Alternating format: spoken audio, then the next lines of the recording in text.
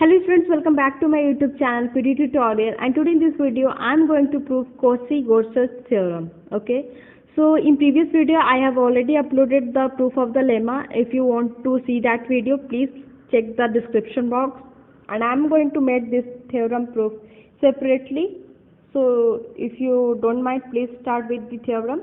So according to Gorsuch's lemma, which we have already learned, that we are going to separate that closed contour C into finite number of meshes, and meshes is in the form of square or partial square. Okay, so also in this video I am going to make you understand what is square or partial square. So this is that square, this section or this meshes. What is the meshes? This is the partition. Okay, so basically this partition is the meshes. So it is in the square or complete square, and this is called meshes. This is not a complete square. Just see, this is bounded by the three straight lines, and the fourth one is bounded by that curve. So this is not a perfect square. So this is called partial square, and this is called square. So we are going to divide this closed contour C into a finite number of meshes, which is of the form complete square or partial square. Okay. So according to lemma, we are going to find any point Z0 in this meshes for which this condition is going to be satisfied. Okay, this is already proved. We are going to use this lemma in this theorem. Okay, firstly we are going to understand what is the statement. So statement of Gorsuch's theorem is, if there is a function which is analytic and single valued inside on a closed contour C, okay, there is a function present which is analytic and single valued, and it is inside or on a closed contour C on the boundary, then integration over contour C fz dz is equals to 0. So we are going to prove that. We know from the lemma that we can divide the region R of closed contour C into complete squares or partial squares or partial squares. Okay, you may pause the video or write it, or I will provide you the link of the PDF in the description box. You may check it. Okay, so you can separate so into complete square and partial square. Say C1, C2, C3 up to Cn and D1, D2 up to Dm respectively. So we know from the lemma that any closed contour C and that region R is going to be divided into a finite number of meshes, which is in the form complete square, partial square, and we name that complete square in the form C1, C2, C3. This is the complete square and this is partial square, so named it D1, D2. Okay, like this. Now in the complete sum, the integration, I will make you understand further, so kindly write it out first. Integration along each straight side of each square runs twice in opposite direction,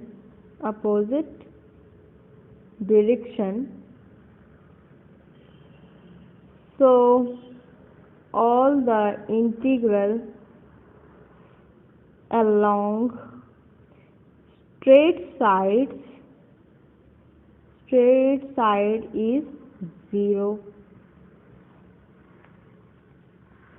The only integral which remains are the integral taken along curve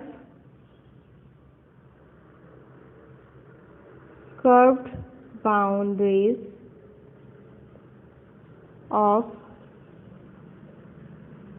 partial squares which will be equal to z dz.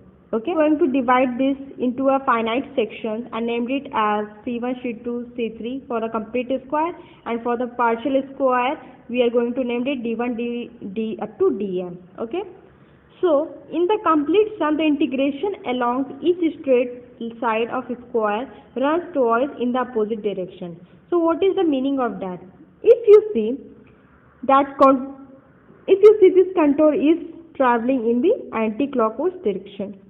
So if we integrate in this anti-clockwise direction, so we are going to integrate in this way.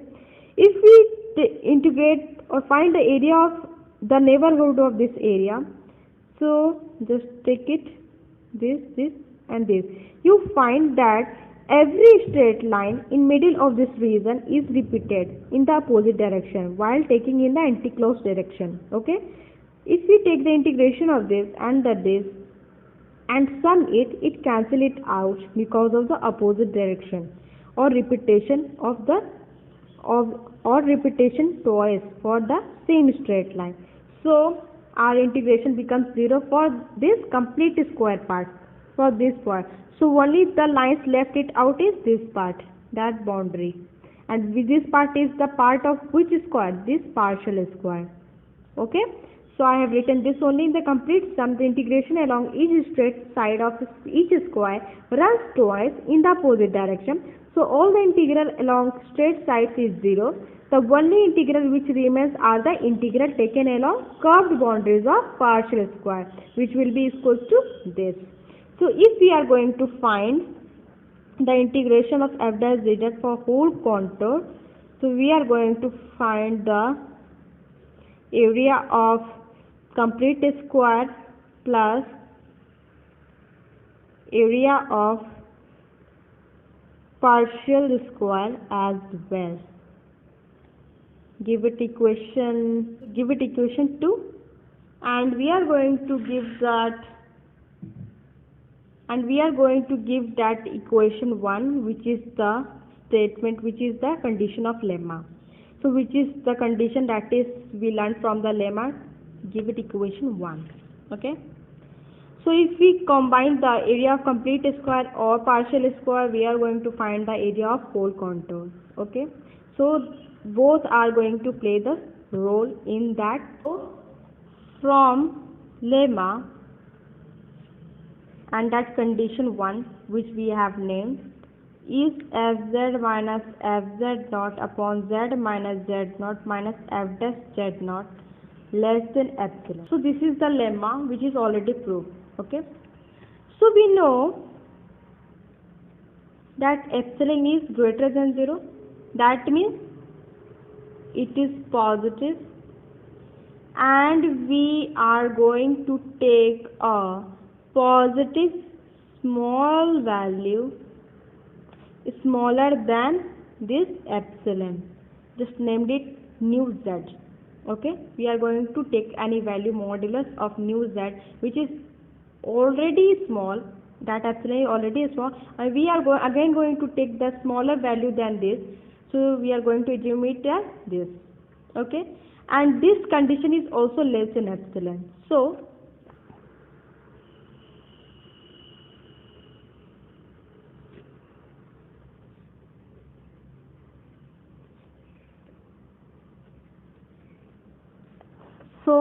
after certain point of time, this value is become equals to this, because this value is also lesser than epsilon. So maybe it becomes equal after some point of time. Okay, let's assume it this way. So we are going to solve it. This is a simple algebra we are applying. We are taking the LCM and we are going to do the cross multiplication at the same time. So we are going to find the value of fz. So we are going to use the value of fz in the equation 2. So write it as fz naught plus z minus z naught f dash z naught plus z minus z naught nu z. That z is only variable and z naught is the constant. So taking integration on both sides, we get all over the complete square fz dz. Okay.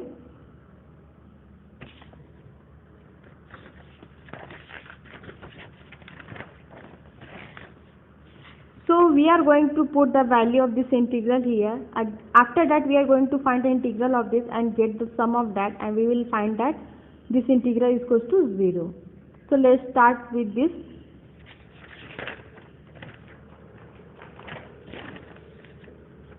So we are going to integrate around the complete square. Integrate CS fz naught dz plus, put the constant outside, f dash z naught CR z minus z naught dz plus, and this is CR z minus z naught nu z dz. Okay, solving this, write the constant outside CR dz plus f dash z naught integration CR z dz. We are separating this, minus f dash z naught dz CR plus CR z minus z naught nu z dz.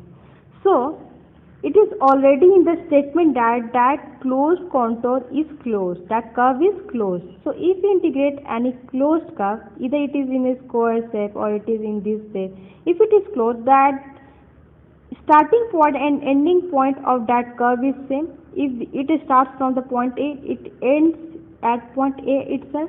If we integrate, so if we integrate any closed contour, it will give z. Put the limit, starting point is A and the end point is also A. We are going to put the limit, it will become 0. If we take that also, again z square upon 2 A upon A, it is again 0. So we are going to use this two corollary in this theorem. Okay, so you see the integration that is present here. So it becomes 0, this becomes also 0, this becomes also 0, only the left part is this one. This is 0, so this value is going to be equal to this only. So you can write then integration around complete square CR dz is equals to CR z minus z naught nu z dz. Now taking modulus on both sides, we get modulus CR fz dz is equals to modulus CR z minus z naught nu z dz. Okay, after opening the modulus sign, you know the modulus of x dot y is equals to less than equals to mod x mod y. So we are going to use the property of this modulus sign here. After opening, it will become lesser. CR modulus of z minus z naught modulus of nu z and modulus of dz. Similarly, we are going to do with dr. So dr is also equals to, the process is already same, so we are going to write it similarly. This is also equals to dr z minus z naught nu z dz, and we are going to take the modulus sign here also. Dr fz dz equals to lesser than equals to dr modulus of z minus z naught modulus of nu z and modulus of dz. Give it equation, I guess 3, and this is 4. Okay, now I know this video is going to be a lengthy one, but I tried my best to make you understand in a very short time. I will try my best. Okay, so we are going to find the value of this modulus z minus z naught nu z and modulus of that dz. Okay, so firstly take one mesh, assume part of that mesh. Okay, I am taking the one section, name it A, B, C, D. Take the point z naught here, take the point z here, and connect it. Okay, just take the length of this, that square mesh is of length LR, that edge is LR. So if LR is the edge of CR, then length of CR, and that length is denoted by this modulus dz. That modulus dz is nothing but the length of an arc. So that arc is square, and the perimeter of a square is 4 into side. So this is 4 LR, and distance between z and z naught, that is modulus z minus z naught, is what? So we are going to find the distance between these two. So we are going to use the Pythagoras theorem here. We know this angle is 90 degree. So what is the value of AC? The value of this AC is AB square plus BC square is equals to AC square, and we found the value of AC is equals to root 2 LR. So this is going to be equal to the distance of z minus z naught. Okay, and we know that nu z is lesser than epsilon. So we are going to put, so equation 3 becomes, so we are going to put this equation in 3, we are going to put this value in equation 3. So let's see what we get. Integration CR fz dz modulus is less than, what is the value of modulus of z minus z naught? Root 2 LR. Modulus of root 2 LR. Modulus of nu z is epsilon, and modulus of dz is 4 LR. So this is less than, just write it in a proper manner, LR square epsilon. Fine. Same thing will happen with the dr also, but there is little bit change. I will make you understand. Previously we have done for the CR, now we are discussing about the dr. This is dr, one part is curved and the other three part is straight line. This is partial square. Just take that side is LR dash, and this side is also LR dash. This is the complete square, and that curved one is a star. Just take that length is delta R. Okay, so in case of partial square, length is not greater than 4 LR dash plus delta R, because the perimeter of that square is 4 LR dash, 4 into side, and that length is, obviously this is bigger than this, so this is plus delta R. So in that case length is not going to be greater than this. So where LR dash is what? The maximum length of each side of dr, and delta R is what? The length of the curved part. So what I have said, I have written it, path of dr. Now write the value as z dz from the equation 4. We are going to put the value in 4, that is z naught nu z dz. Put the value here. We get root 2 LR dash epsilon, and this modulus that is perimeter, which is 4 LR dash plus delta R. Give it equation 5 and give it equation 4. Obviously, taking modulus of 2 and put equation 4 and 5 in equation 2. So what is the equation 2? So this is the equation 2. We are going to take the modulus first. Okay, we are going to take the modulus sign. After that we are going to put the value of these two. Okay, from equation 4 and 5. So let's start. Modulus integration C fz dz is equals to summation r is equals to 1 to n modulus integration C r fz dz modulus plus summation r is equals to 1 to m dr fz dz. Okay, so we are going to put from equation 4 and 5 the value of this. We get this is lesser than or equals to summation r is equal to 1 to n. The value we found it 4 root 2 lr square epsilon plus summation r is equal to 1 to m root 2 lr dash 4 lr dash plus delta r into epsilon. Take the thing common, that is common in it.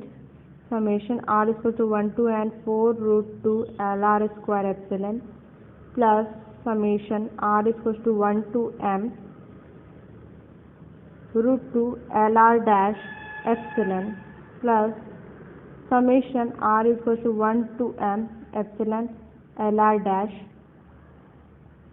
this is 4 root 2. We write it as separately. Again we are going to take the something common, that is 4 root 2 and epsilon is common in that. So 4 root 2 epsilon is common, write the rest thing inside, that is lr square summation r is equals to 1 to n lr dash square plus this part is epsilon root 2. So this is 4 root 2 lr dash square and this is into root 2 lr dash. Okay, fine. And this is lr into, this is lr dash into delta r. So make it correct. Okay, this is delta r. Okay, so fz dz less than 4 root 2 epsilon, we are going to consider it as constant a and we are going to consider it as constant b. So we write it as epsilon a plus epsilon root 2 b less than epsilon 4 root 2 a plus root 2 b and making epsilon less tending to 0, as epsilon is arbitrary and is very smaller value, it will make that integration is equals to 0. So it will make that integration 0. So this is the proof of Cauchy-Grosset theorem. So if you like this video, please hit the like button, subscribe my channel, and thanks for watching this video.